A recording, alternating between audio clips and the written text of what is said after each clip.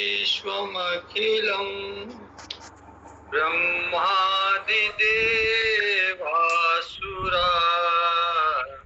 यत्तत्त्वातमृषेव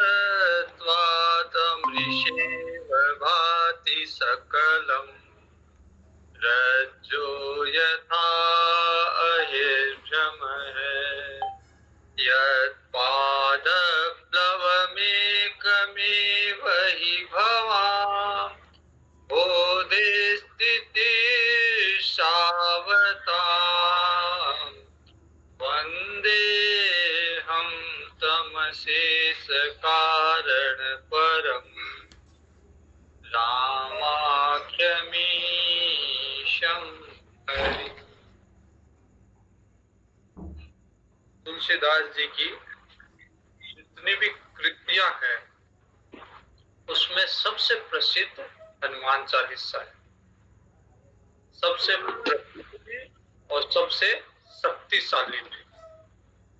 हनुमान चालीसा एक उपासना की तरह लोग हनुमान चालीसा का प्रयोग करते हैं और बहुत लोगों का नित्य का नियम है, नित्य हनुमान चालीसा का पाठ करते हैं।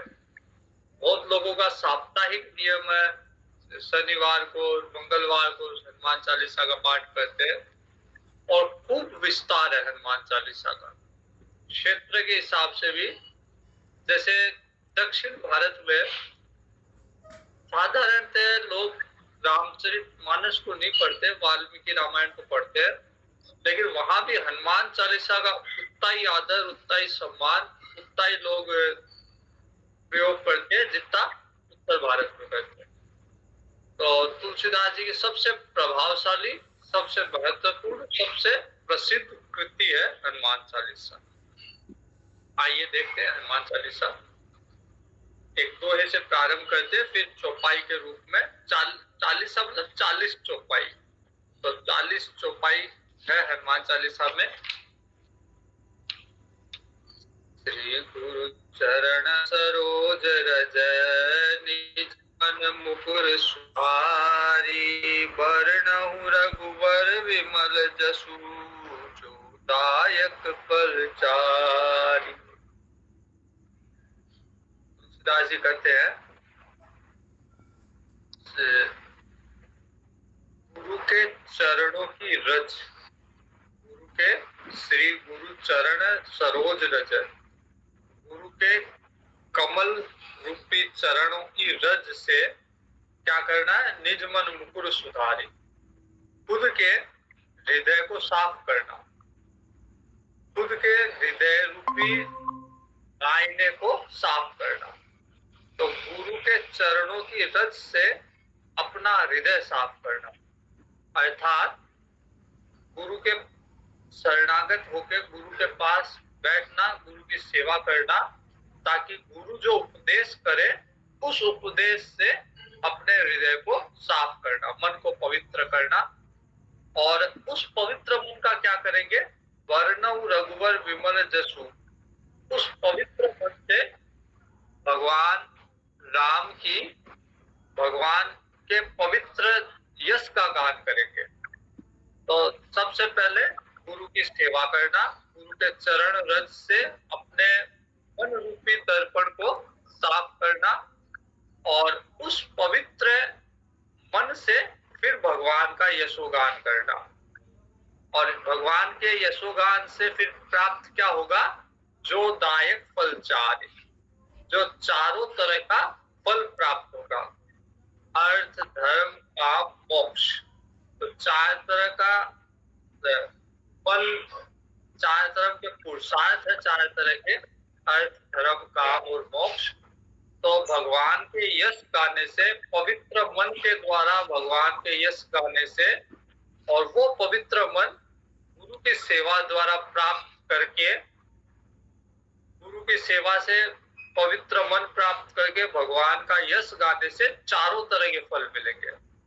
ऐसा नहीं केवल मोक्ष मिलेगी, अर्थ भी मिलेगा, काम भी मिलेगा, धर्म भी मिलेगा और मोक्ष भी मिलेगा। देखो, चार तरह के पुरुषार्थ है, इसमें एक चीज समझिए कि अर्थ, धर्म और काम ये आप किसी के साथ कर सकते हो। जैसे पति पत्नी, वो अर्थ दोनों के साझा होते हैं, धर्म दोनों के साझा होते हैं, दोनों एक दूसरे को साथ लेके धर्म कार्य करते हैं। काम दोनों साझा हो सकते हैं, लेकिन मोक्ष पुरुषार्थ में दोनों, वो भी पति पत्नी भी अलग अलग है। तो मोक्ष पुरुषार्थ केवल स्वयं को चलना होता है उस रास्ते पे, उसमें कोई आपका साथी नहीं है, केवल गुरु आपका मार्गदर्शक है। गुरु भी साथ नहीं चल सकता, केवल मार्गदर्शक है। तो बाकी और जो भी आपके मित्र है, दोस्त है, पति पत्नी है, पुत्र है, वो मोक्ष पुरुषार्थ में आपका साथ नहीं दे सकते, लेकिन भगवान वहां भी आपके साथ है। बुद्धिहीन तनु जानिके सुमिरो पवन कुमार, बल बुद्धि विद्या देहु मोहि हरहु कलेश विकार। अब भगवान को सुमिरन क्यों किया? क्योंकि खुद को में इतनी योग्यता नहीं है, खुद को इतना योग्य नहीं समझते हम कि भगवान के यश गान गा सके या अपने मन को साफ कर सके। तो बुद्धिहीन तनु जान के, खुद को बुद्धिहीन जान के और सुमिरऊं पवन कुमार, कि भाई डायरेक्ट भगवान से लिंक ना हो तो हनुमान जी लिंक करवा दे। बीच में हनुमान जी क्या है कि एक संत है, तो भगवान और जीव के बीच में एक संत का होना आवश्यक है। तो इसलिए खुद की बुद्धि पे विश्वास नहीं, लेकिन कोई पवित्र संत मिल जाए, कोई शुद्ध सात्विक संत मिल जाए, वो ये कार्य कर सकता है। जैसे सुग्रीव और राम जी के बीच में मित्रता सुग्रीव और राम जी की हनुमान जी ने कराई थी। हनुमान जी दोनों के बीच में मित्रता के बीच में थे। तो ऐसा समय भी आया कि राम जी ने उग्र होकर राम जी ने कहा कि इस सुग्रीव लगता है मेरे को भूल गया। लेकिन उस समय राम जी को ये ध्यान था कि ये मित्रता संत की एक हनुमान जी की कराई हुई है। तो बुद्धिहीन तनु जान के सुमिरो पवन कुमार। अब इस बड़े कार्य में, बड़ा कार्य क्या है? खुद के मन को साफ करना, भगवान का यश गान करना, ये बड़ा काम है। इसलिए इसके लिए खुद में इतनी बुद्धि योग्यता नहीं है, इसलिए पवन कुमार को हनुमान जी को स्मरण कर रहा हूं। बल बुद्धि विद्या देहु मोहि हरहु कलेश विकार। कोई बड़ा कार्य करना होता है तो उसके लिए बल चाहिए, बुद्धि चाहिए, विद्या चाहिए। तो बल बुद्धि विद्या इसकी कामना है, और सारे कलेश विकार दूर हो जाए। जब तक कलेश रहेगा, जब तक विकार रहेंगे मानस में, तब तक भगवान का स्मरण नहीं हो सकता, तब तक मन शुद्ध नहीं हो सकता। जय हनुमान ज्ञान गुण सागर, जय कपीस तिहु लोक उजागर। तो हनुमान जी का स्मरण, हनुमान जी की जयकार। जो हनुमान जी ज्ञान और गुण के सागर है। कई बार कोई लोग केवल किसी में ज्ञान होता है, किसी में गुण होता है। ज्ञान और गुण दोनों होना मुश्किल है, लेकिन हनुमान जी में ज्ञान भी है और गुण भी है। तो ज्ञान गुण सागर, जय कपीस तिहु लोक उजागर। अब कपीस में तो सुग्रीव है, सुग्रीव जी है कपीस, मतलब कपियों के राजा, वानरों के राजा।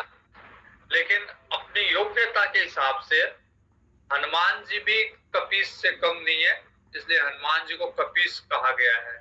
जय कपीस तिहु लोक उजागर।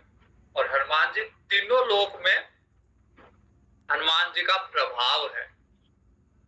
राम दूत अतुलित बल धामा, अंजनी पुत्र पवन सुत राम नामा। हनुमान जी राम जी के दूत है। राम जी को कोई भी कार्य करना हो, कोई भी कहीं भी संदेश भिजवाना हो, तो हनुमान जी सबसे आगे। राम काज करिबे को आतुर।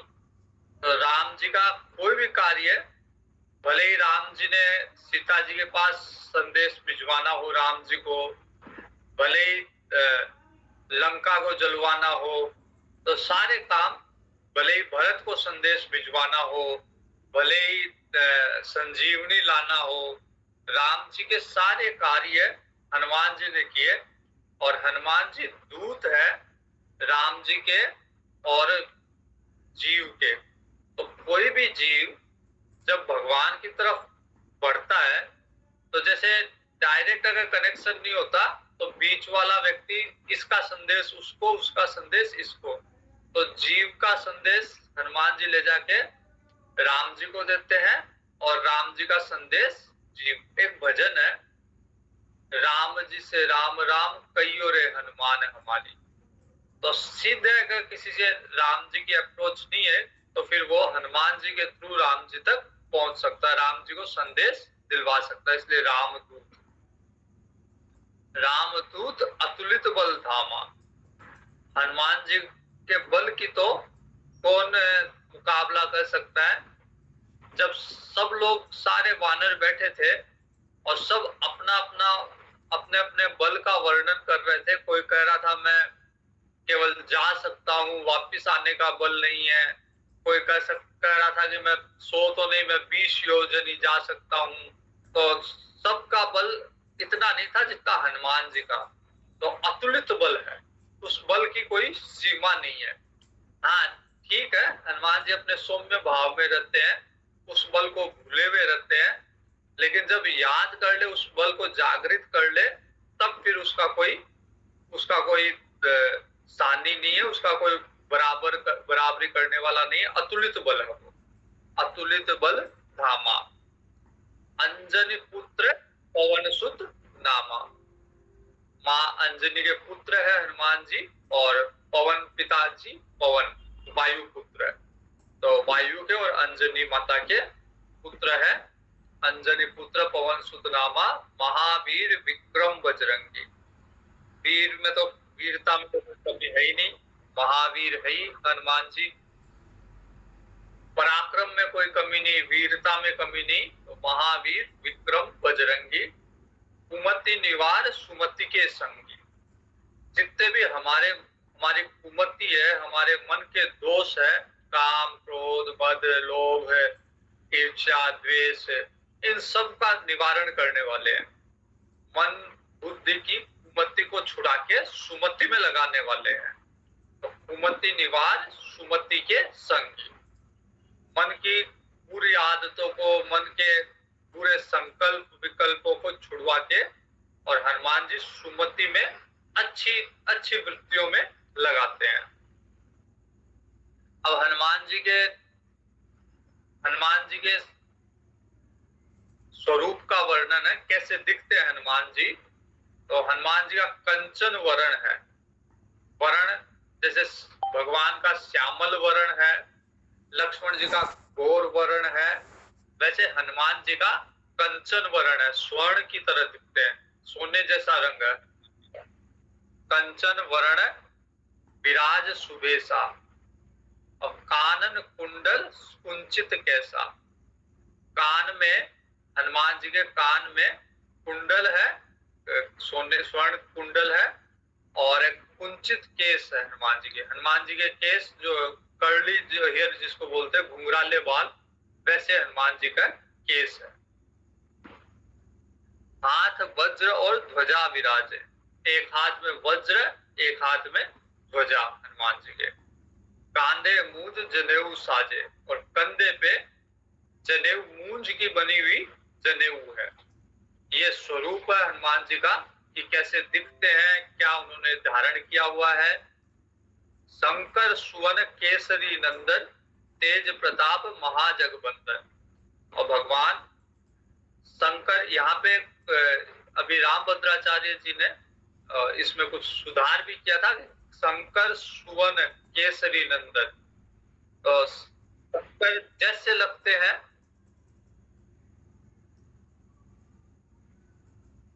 शंकर सुवन केसरी नंदन, केसरी नंदन है हनुमान जी, और शंकर सुवन, शंकर भगवान का स्वरूप है।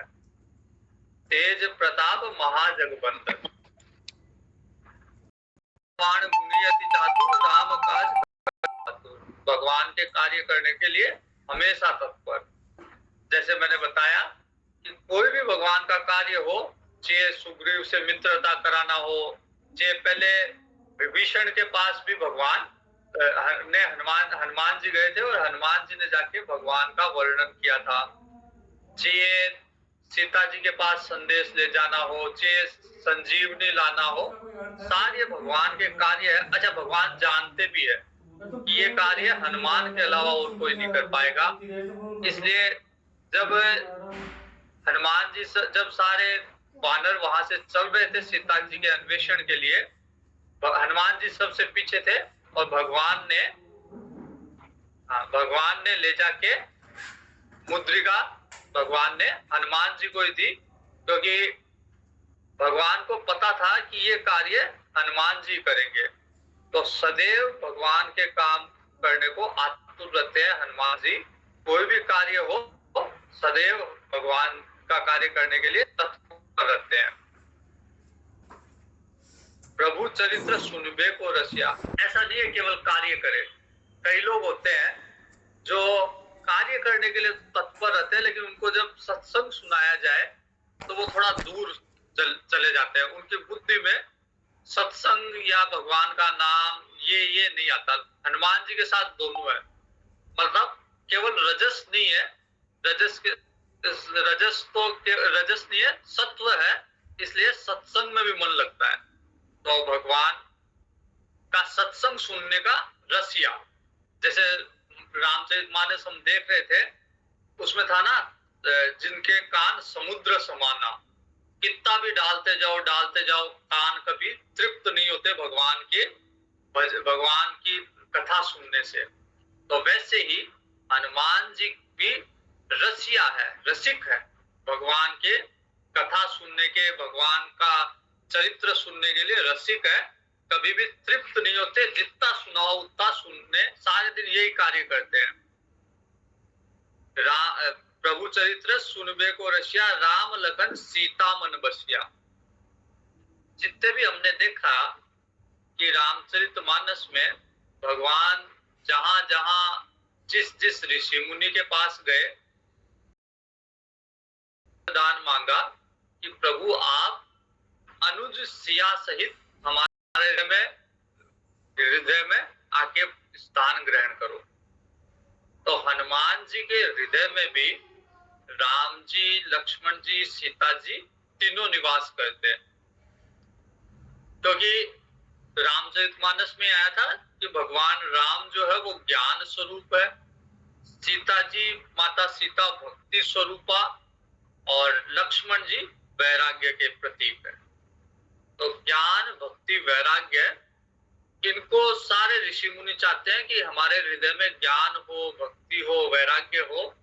तो ये ज्ञान, भक्ति, वैराग्य राम, लक्ष्मण, सीता जी के रूप में हनुमान जी के हृदय में भी हमेशा रहते हैं। राम लखन सीता मन बसिया, और हनुमान जी भी इनके मन में रहते हैं। पर ऐसा नहीं है कि केवल हनुमान जी के मन में ये रहे और इनके मन में भी हनुमान, ये बहुत बड़ा गुण है। अगर आप किसी के हृदय में रहो और सबको अपने हृदय में रखो, तो ये छोटा गुण नहीं है, बहुत बड़ा। इसके लिए हृदय बहुत विशाल चाहिए कि सबको अपने हृदय में स्थान देना। कोई कैसा भी है, कुछ भी कर रहा है, बिना राग द्वेष के उसको अपने हृदय में स्थान देना। फिर आपकी करनी ऐसी होनी चाहिए, आपका व्यवहार ऐसा होना चाहिए कि आप हर किसी के हृदय में स्थान प्राप्त कर लो। आप किसी से द्वेष नहीं करो, सबके प्रति सुहृदता रखो, तो सब आपको भी अपने हृदय में स्थान देंगे। भगवान को अपने अंदर रखना और खुद भगवान के अंदर रखना, अंदर जाना। जैसे अभी कुछ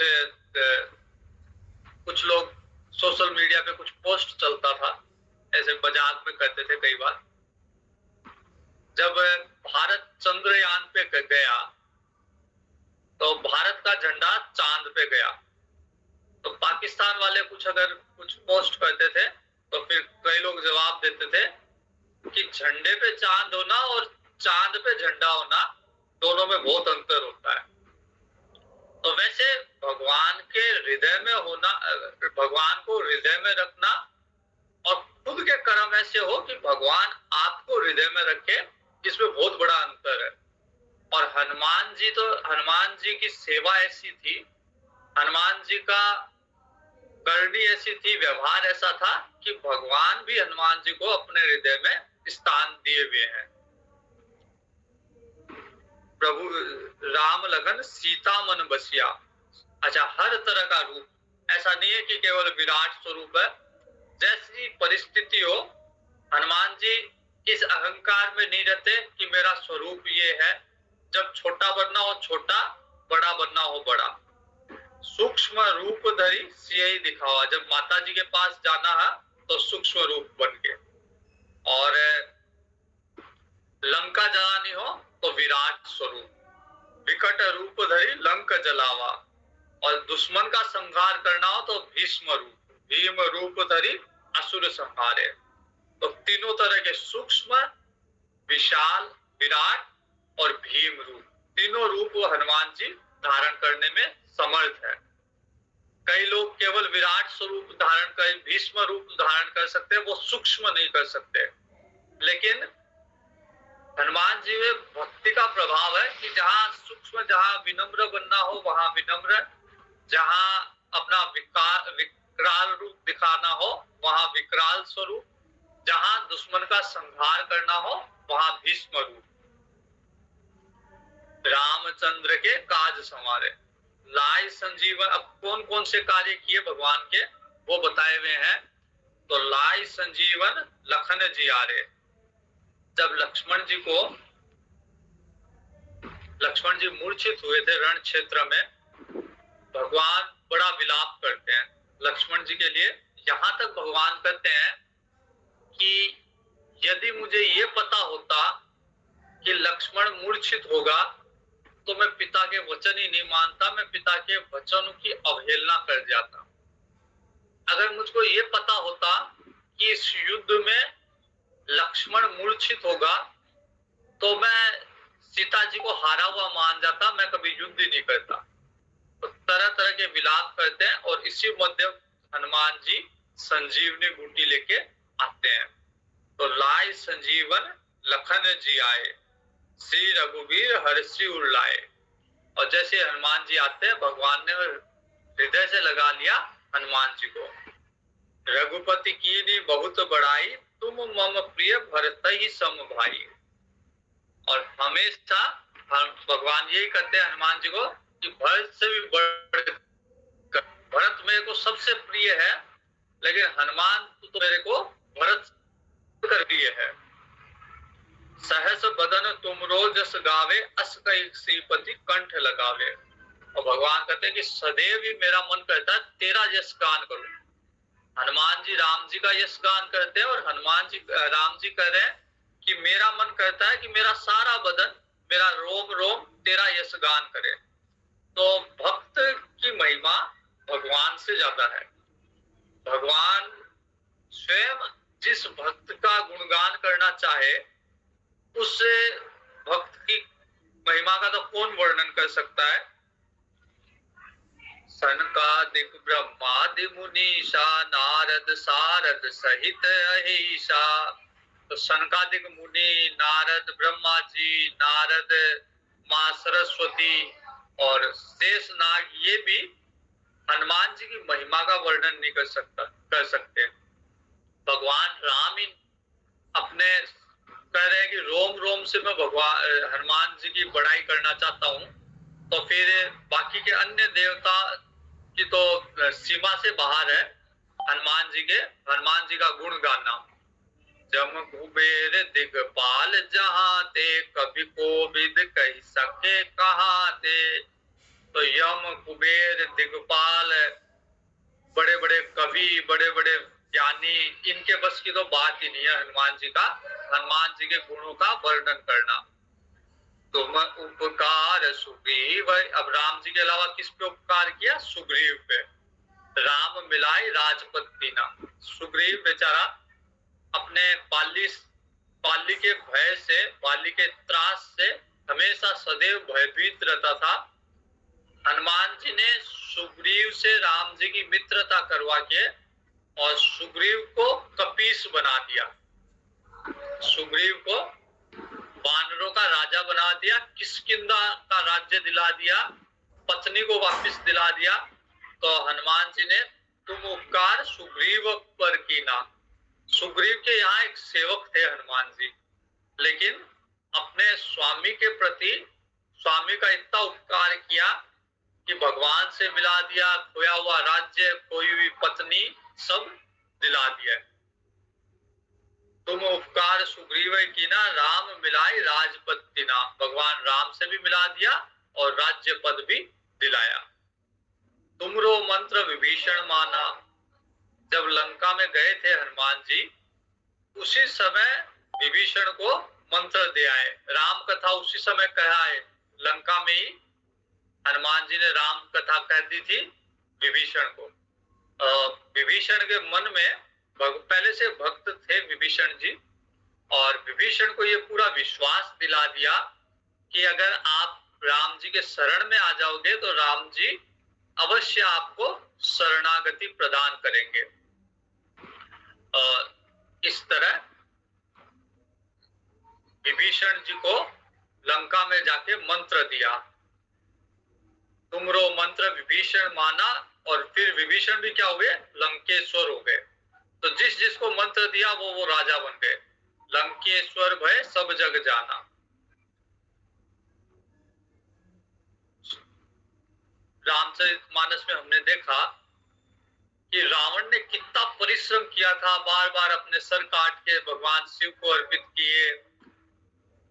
कितना परिश्रम करने के बाद शिव जी से वरदान प्राप्त किया, फिर लंका का राज्य प्राप्त किया। और भगवान राम ने केवल इसलिए लंकेश बना दिया विभीषण को कि वो शरणागति आया था। तो जितना कार्य, जितनी सिद्धियां हम बहुत बड़ी उपासना से, बहुत बड़े यज्ञ से, तप से प्राप्त कर सकते हैं, उससे अधिक सिद्धि केवल शरणागति से प्राप्त कर सकते हैं। तो जबरदस्ती का दुख पाना, जबरदस्ती तरह तरह की अपने शरीर को क्लेश देना, कष्ट देना, तरह तरह के यम नियम का पालन करना, तप करना, इससे अच्छा केवल भगवान की शरणागति अगर कोई व्यक्ति कर दे तो वो सारा फल मिल जाएगा जो अपने शरीर को कलेश देके कोई व्यक्ति प्राप्त करता है।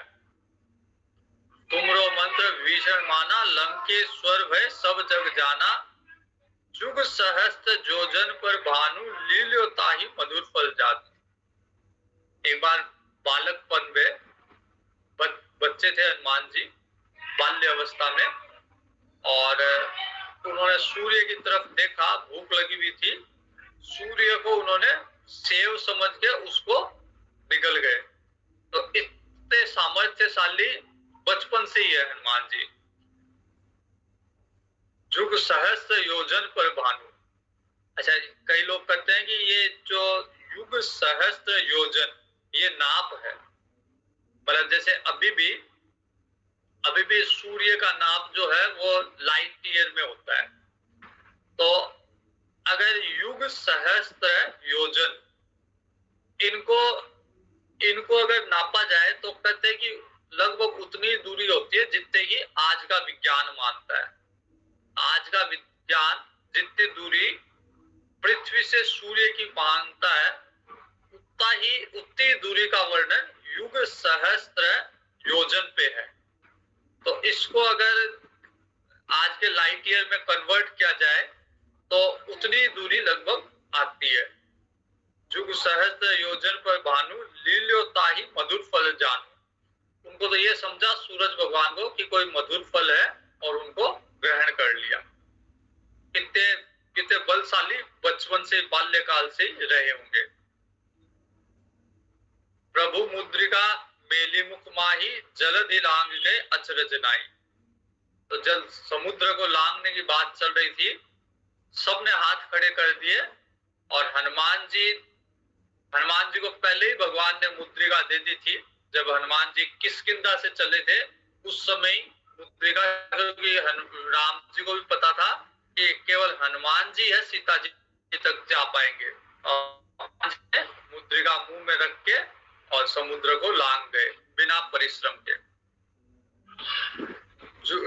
प्रभु मुद्रिका मेली मुख माही जलधि लांग गए अचरज नाई। इसमें कोई अचरज की बात नहीं है, क्योंकि उस मुद्रिका में राम नाम अंकित था। तो जब राम नाम साथ है, सदैव राम नाम जिसके साथ है, उसके लिए कोई आश्चर्य की बात नहीं है, वो इस तरह के कार्य भी कर जाए।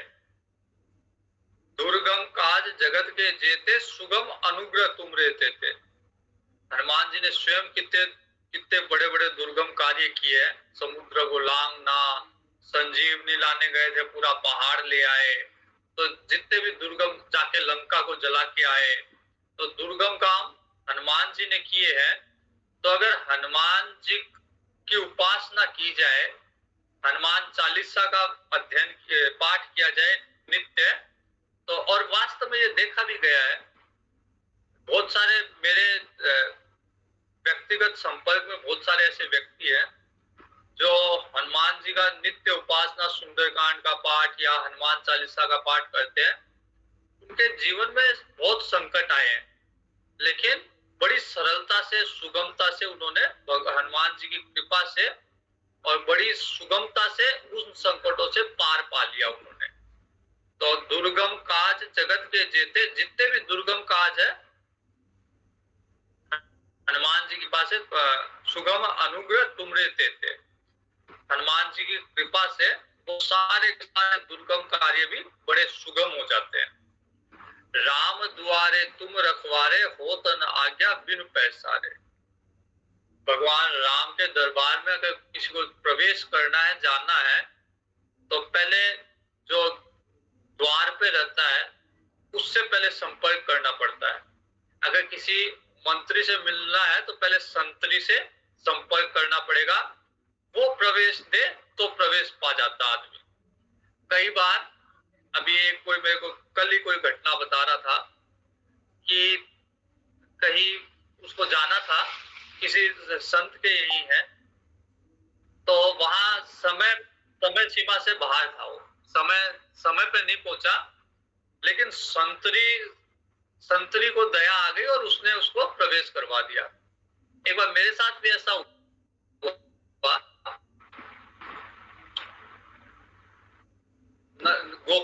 गोकुल के पास एक आश्रम है रमण रेती, और रमण रेती में प्रवेश का एक समय होता है, और उस समय में मैं नहीं पहुंच पाया, और उस समय के बाद पहुंचा। और तो बाहर जो संतरी खड़ा था, उसको फिर मैंने आग्रह किया कि बहुत दूर से आया हूँ, ऋषिकेश से आया हूँ। तो उसने कहा, स्वामी जी मैं और किसी को तो नहीं, लेकिन आप इतनी दूर से हो, चलो मैं आपको प्रवेश करवा देता हूँ। तो जब संतरी अगर अनुकूल हो तो आपको कहीं पे भी प्रवेश करा देते हैं। तो राम जी के दरबार में हनुमान जी जो है वो संतरी की भूमिका में है, और जब हनुमान जी अनुकूल हो तो फिर किसी को भी, जो भी हनुमान जी के अनुकूल होगा उसको, या हनुमान जी की कृपा जिस पे होगी उसको राम दरबार में प्रवेश करा देंगे। राम द्वारे तुम रखवारे हो तन आज्ञा बिन पैसारे। तो बिना हनुमान जी की कृपा के राम जी के दरबार में प्रवेश नहीं है। सब सुख लहे तुम्हारी सरना, तुम रक्षक काहू को डरना। किसी को किसी भी तरह का सुख चाहिए, सांसारिक भौतिक सुख चाहिए या परम भौतिक सुख चाहिए, भगवान की भक्ति चाहिए या मोक्ष चाहिए, जिस तरह का भी सुख चाहिए, जिस तरह का भी आनंद चाहिए, हनुमान जी सभी तरह के आनंद देने में समर्थ है।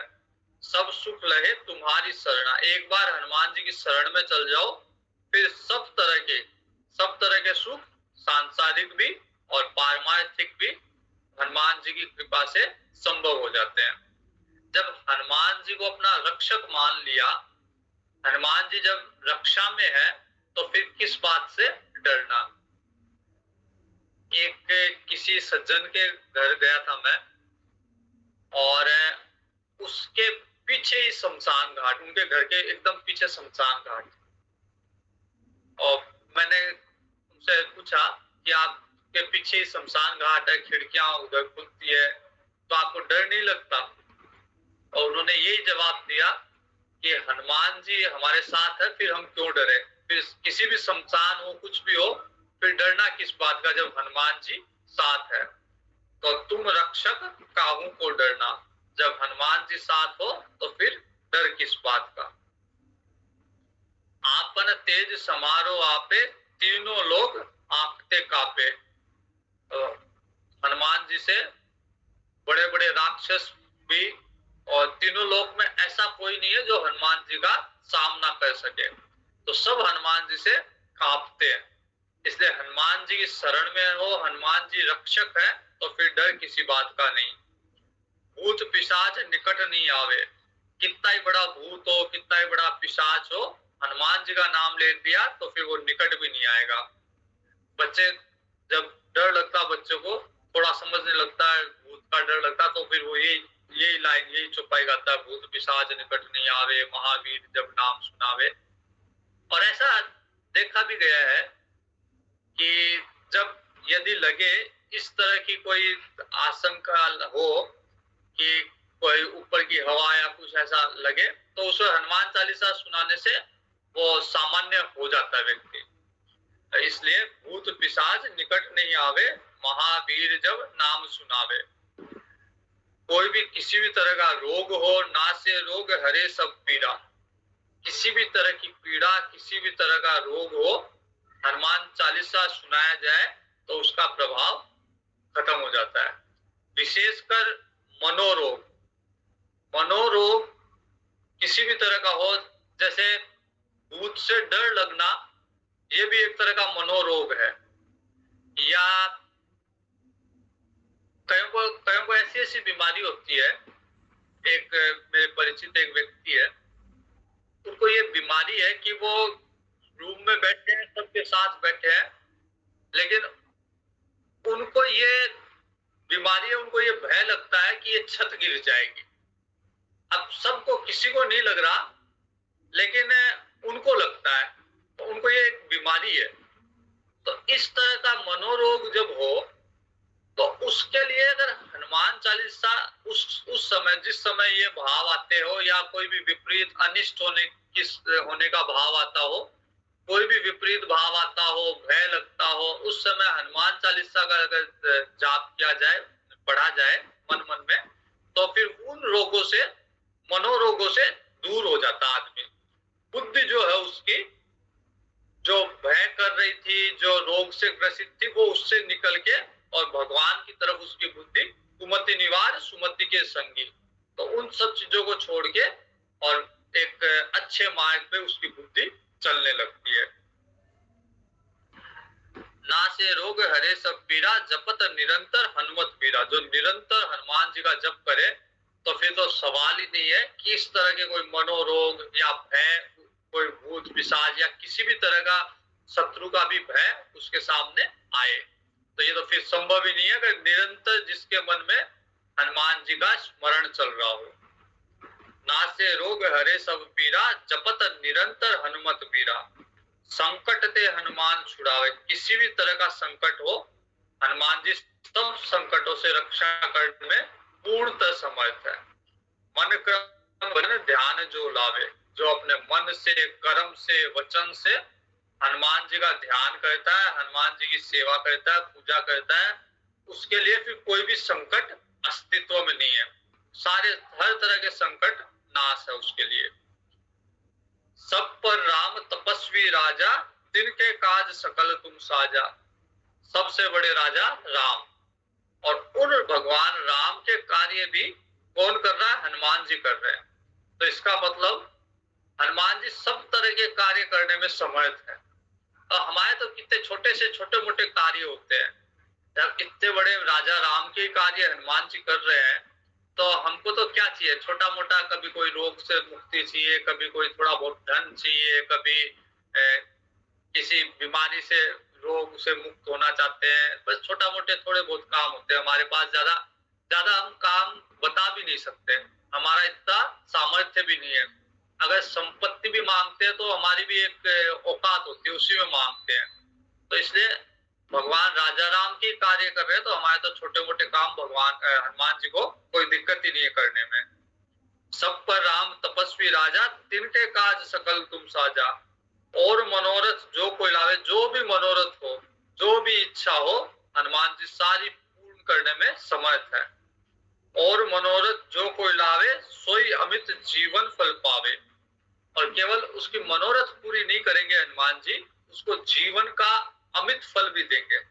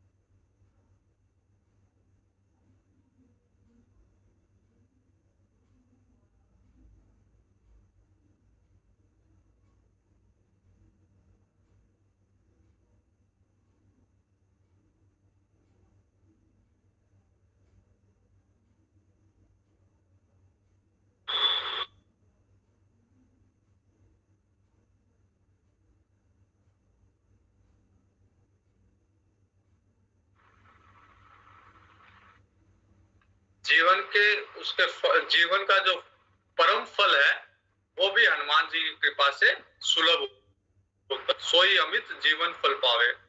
तो जीवन का फल क्या है?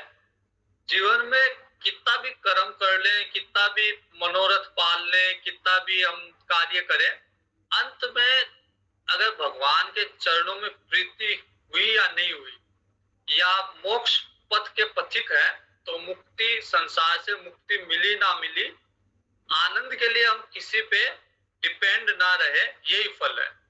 तो भगवान हनुमान जी की कृपा से जीवन का भी फल मिलता है।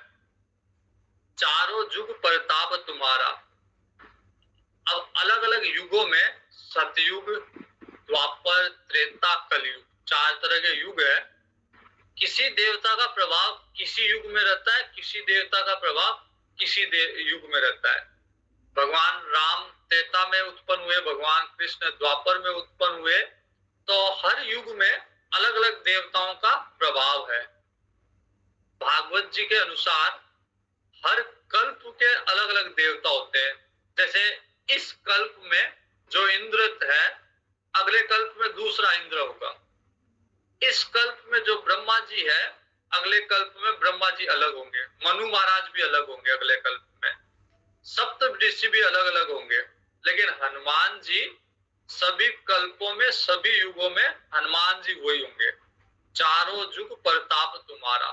तो ऐसा नहीं है केवल कलयुग के देवता। कई लोग बोल देते हैं कलयुग के देवता है, लेकिन केवल कलयुग के देवता नहीं है, चारों युग में हनुमान जी का प्रताप रहता है। हे प्रसिद्ध जगत उजियारा। अब साधु संतों के पास कुछ रहता नहीं है, उनकी रक्षा कौन करे? तो भगवान ने हनुमान जी को उनकी रक्षा में लगाया। अर्थात जिसके पास भी अपना बल नहीं हो, उसका बल राम जी से आ रहा हो, भगवान से जिसका बल आ रहा हो, तो प्रत्यक्ष रूप में हनुमान जी उसकी रक्षा करते हैं। जैसे तुलसीदास जी थे। तुलसीदास जी के पास स्वयं का न शारीरिक बल था, न सैन्य बल था, लेकिन जब जब भी आवश्यकता हुई तुलसीदास जी को, राम जी के आने के पहले हनुमान जी आ जाते थे। तो साधु संत के तुम रखवारे, असुर निकंदन राम दुलारे। साधु संतों के की तो रक्षा करते हैं और असुरों का विनाश करते हैं, और राम जी के इसीलिए राम जी को प्रिय है। अष्ट सिद्धि नव निधि के दाता, असबर दीन जानकी माता। माता जानकी का दिया हुआ वरदान है। अधिकतर वरदान क्या होते हैं कि जैसे अष्ट सिद्धि नव निधि आपके पास रहो, लेकिन माता जानकी ने ये वरदान दिए हैं कि अष्ट सिद्धि और नव निधि के दाता बनो। अगर किसी को अष्ट सिद्धि और नौ 8 तरह की सिद्धि 9 तरह की निधि अगर किसी को चाहिए तो आप प्रदान कर सकते हो। तो खुद के पास तो है ही हनुमान जी के पास, लेकिन किसी को अगर चाहिए, कोई उसकी उपासना कर रहा है, कोई उसकी का मनोरथ पाले हुए है, तो हनुमान जी की सेवा से वो भी प्राप्त हो सकती है। ऐसा वरदान जानकी माता का दिया हुआ है। अष्ट सिद्धि नव निधि के दाता, असबर दीन जानकी माता। राम रसायन तुमरे पासा, सदा रहो रघुपति के दासा। राम मंत्र भी कहते एक तरह से रसायन है। जैसे कोई दवाई लेते हैं, दवाई क्या है? रसायन है, औषधि रसायन है। औषधि जैसे आप ग्रहण करोगे उसका असर होगा, चाहे आपने भाव से लिया हो या कुभाव से, उसमें आस्था है, श्रद्धा है या नहीं है। औषधि लेने का असर ये होगा कि आपका रोग जो होगा या रोग प्रतिरोधक जो कीटाणु होंगे उनका विनाश हो जाएगा। वैसे राम भी एक रसायन है। राम जो शब्द है वो अपने आप में एक रसायन है कि आप भाव से लो, कुभाव से लो, श्रद्धा से लो, जान के लो, बिना जाने हुए लो, अगर आपने ले लिया तो रसायन की तरह वो असर करेगा। तो राम रसायन तुमरे पासा, भगवान राम का जो रसायन है वो हनुमान जी के पास हमेशा है। तो राम रसायन तुमरे पासा, सदा रहो रघुपति के दासा। तो केवल रसायन नहीं है, मतलब एक तो राम जी का नाम कोई मैकेनिकल, कोई यांत्रिक रूप से भी ले रहा है, तो जैसे दवाई यांत्रिक रूप से भी ली जाए तो भी असर करेगी, और दवाई लेने के साथ साथ आपका अगर विश्वास भी है कि हाँ इस दवाई से मैं शीघ्र ठीक हो जाऊंगा, तो वो डबल असर होगा। तो हनुमान जी के पास राम रसायन भी है, और भगवान के राम रसायन तुमरे पासा, सदा रहो रघुपति के दासा, और भगवान के दास्य भक्ति भी है, और भगवान को अपना स्वामी भी मान रखा है। तो इस तरह से भक्ति भी है और शक्ति भी है। तुमरे भजन राम को पावे, जन्म जन्म के दुख बिसरावे। अगर कोई हनुमान जी का भजन कर रहा है तो उसको अलग से फिर राम जी का भजन करने की जरूरत नहीं है। हनुमान जी के भजन का फल ही यही है कि राम जी को व्यक्ति प्राप्त कर लेता है। ऐसा नहीं है कि हनुमान जी का जो हनुमान जी की उपासना करेगा वो केवल हनुमान जी को प्राप्त करेगा, नहीं, हनुमान जी उसको अपने स्वामी से, राम जी से भी मिला देंगे। तो राम तुमरो भजन राम को पावे, और जन्म जन्म को दुख बिसरावे। कितने भी जन्म के दुख है, कष्ट है, पाप है, वो सब का नाश हनुमान जी कर देंगे। उनका नाश करके ही फिर राम जी से मिला देंगे। अंत काल रघुबरपुर जाई, जहां जन्म हरि भक्त कहाई।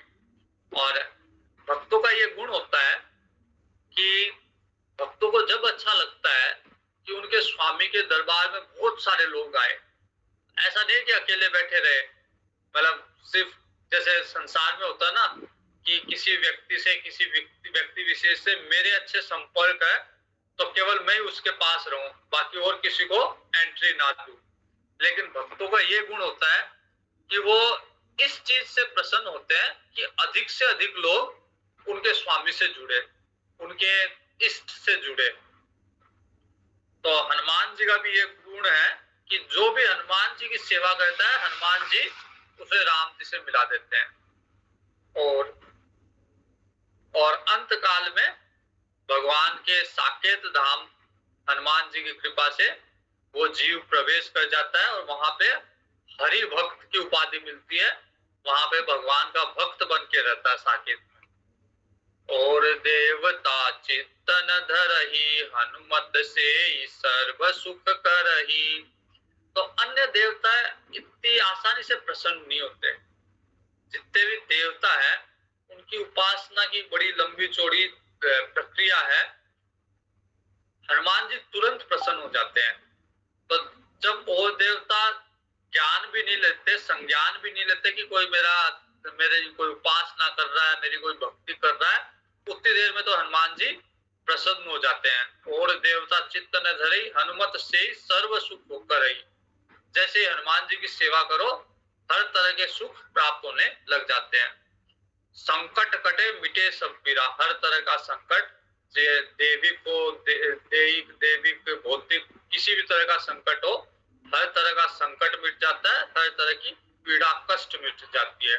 सांसारिक पीड़ा, सांसारिक कष्ट भी, और जीव के साथ जो जन्म जन्म से जो क्लेश है अविद्या का, वो भी नाश हो जाता है। जो सुमिरे हनुमत बलबीरा।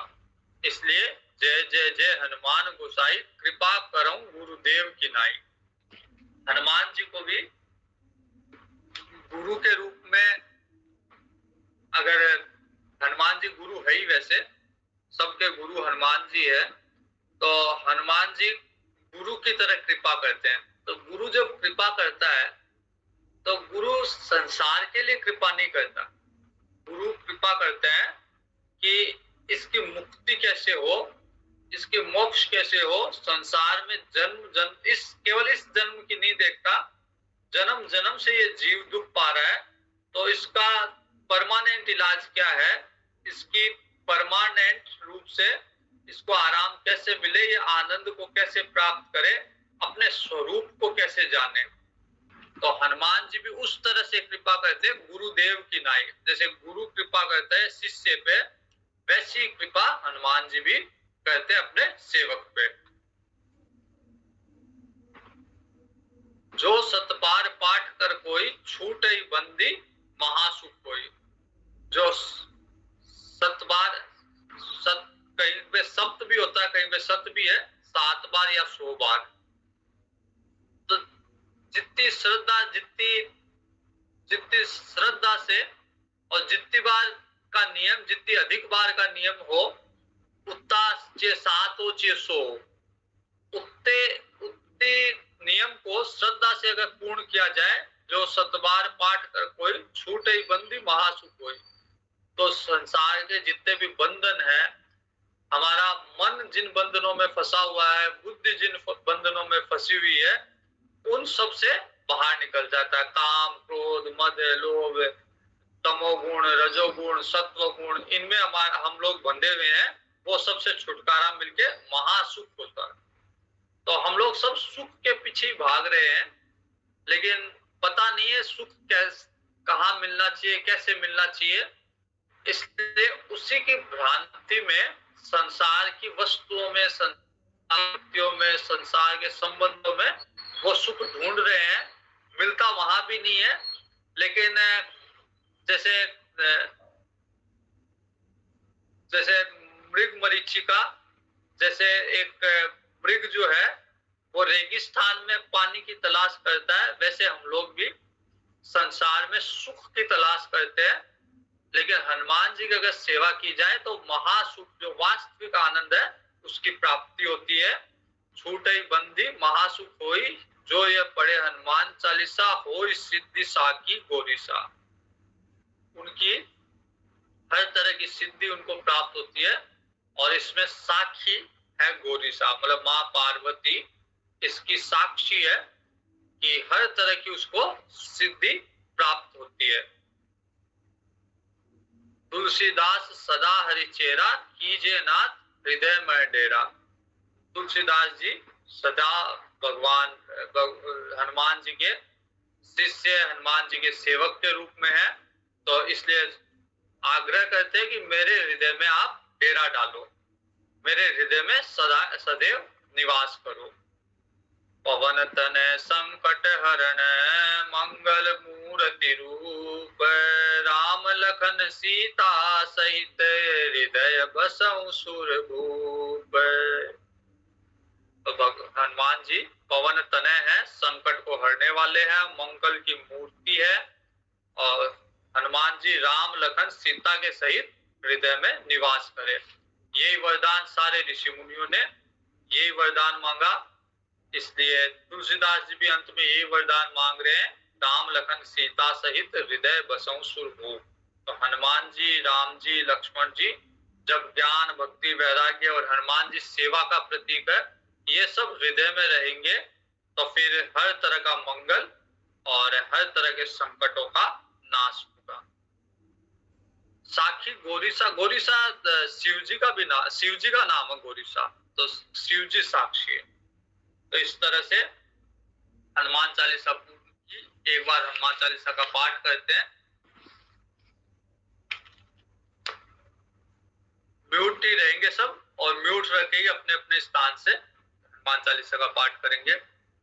श्री गुरु चरण सरोज रज निज मन मुकुर सुधारी, वर्णहु रघुवर विमल जसु जो दायक फल चारी।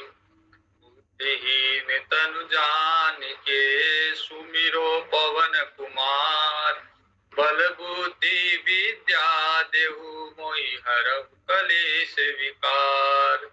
जय हनुमान ज्ञान गुण सागर, जय कपीस तिहु लोक उजागर। राम दूत अतुलित बल धामा, अंजनी पुत्र पवन सुत नामा। महावीर विक्रम बजरंगी, कुमति निवार सुमति के संगी। कंचन बरन विराज सुबेसा, कानन कुंडल कुंचित केसा। हाथ वज्र और ध्वजा विराजे, कांधे मूंज जनेऊ साजे। शंकर सुवन केसरी नंदन, तेज प्रताप महाजगबंदन। विद्यावान गुणी अति चातुर, राम काज करिबे को आतुर। प्रभु चरित्र सुनिबे को रसिया, राम लखन सीता मन बसिया। सूक्ष्म रूप धरि सियहि दिखावा, विकट रूप धरि लंक जरावा। भीम रूप धरि असुर संहारे, रामचंद्र के काज समारे। लाए संजीवन लखन जियाए, श्री रघुवीर हरषि उर लाए। रघुपति कीनी बहुत बड़ाई, तुम मम प्रिय भरतहि सम भाई। सहस बदन तुम रोजस गावे, अस कहि श्रीपति कंठ लगावे। सनकादिक ब्रह्मादि मुनीषा, नारद सारद सहित अहीसा। जम कुबेर दिगपाल जहाँ ते, कवि कोविद कहि सके कहाँ ते। तुम उपकार सुग्रीवहि कीना, राम मिलाय राजपद दीना। तुमरो मंत्र विभीषण माना, लंकेश्वर भय सब जग जाना। जुग सहस्त्र योजन पर भानु, लील्यो ताहि मधुर फल जानू। प्रभु मुद्रिका मेलि मुख माहि, जलधि लांघ गए अचरज नाही। दुर्गम काज जगत के जेते, सुगम अनुग्रह तुमरे तेते। राम दुआरे तुम रखवारे, होत न आज्ञा बिनु पैसारे। सब सुख लहे तुम्हारी सरना, तुम रक्षक काहू को डरना। आपन तेज समारो आपे, तीनों लोक हाँकते कांपे। भूत पिशाच निकट नहीं आवे, महावीर जब नाम सुनावे। नासे रोग हरे सब पीरा, जपत निरंतर हनुमत बीरा। संकट ते हनुमान छुड़ावे, मन क्रम वचन ध्यान जो लावे। सब पर राम तपस्वी राजा, तिनके काज सकल तुम साजा। और मनोरथ जो कोई लावे, सोई अमित जीवन फल पावे। चारों जुग पर ताप तुम्हारा, हे पर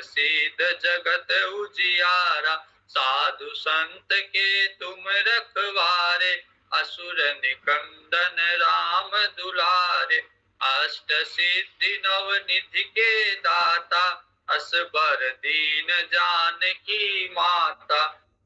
राम मन तुमरे पासा, सदा रहो रघुपति के दासा।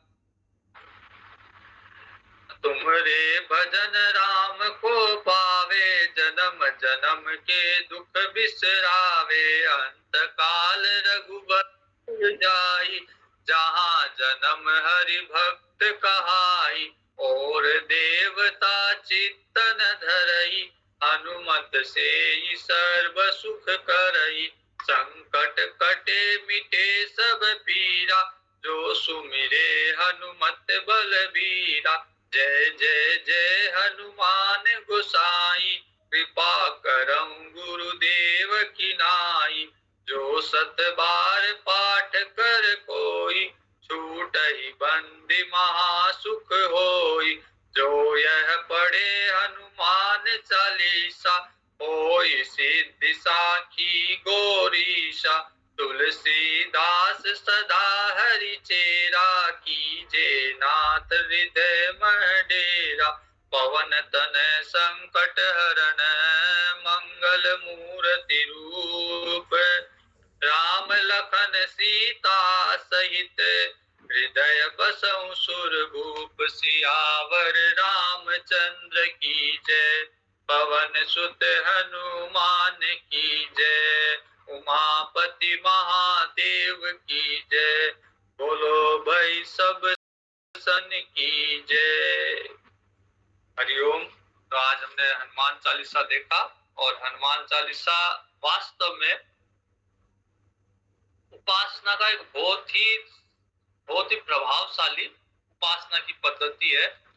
तो यदि कोई और अन्य किसी उपासना में व्यस्त ना हो, तो हनुमान चालीसा का नियम, नित्य हनुमान चालीसा का नियम अवश्य लेना चाहिए, ताकि हनुमान जी की कृपा हो, और हनुमान जी की कृपा से भगवान राम की कृपा हो, माता सीता की, लक्ष्मण जी की, ज्ञान भक्ति वैराग्य सब आप धारण कर सके।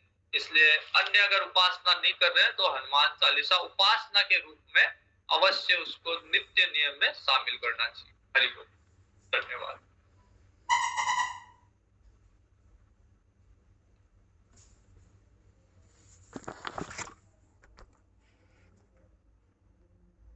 किसी को हनुमान जी का भजन गाना है?